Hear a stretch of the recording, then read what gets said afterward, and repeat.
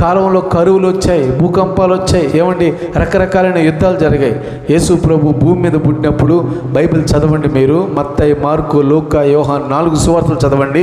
యేసు ప్రభు పుట్టినప్పుడు ఒక యుద్ధమైన జరిగిందేమో చూడండి. బైబిల్లో ఒక యుద్ధం కూడా జరగలేదు. యేసు ప్రభు భూమి మీద పుట్టినప్పుడు ఒక కరువు కూడా రాలేదండి, ఒక కరువు కూడా రాలేదు. యేసు ప్రభు భూమి మీద వచ్చినప్పుడు ఏ విపత్తులు జరగలేదు.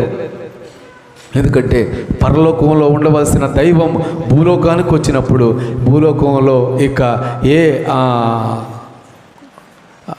కొరతలకి తావు లేకుండా పోయింది. ఈరోజు ఆ రోజు ఉన్న ప్రజలు ఈ సంతోషాన్ని అనుభవించారు. ఏమండి, ఎప్పుడు వారానికి ఒకసారో సంవత్సరానికి ఒకసారో భూకంపం వచ్చేది. అది మొత్తం పాలస్తీనా దేశమంతా కూడా, ఇజ్రాయెల్ దేశమంతా కూడా ఒకప్పుడు ఎడారి. ఒక ఆయన అన్నాడు ఎడారి మతం అన్నాడు. అంటే నిజమే, అదంతా ఎడారితో కూడినటువంటి ప్రాంతాలు. ఇప్పుడు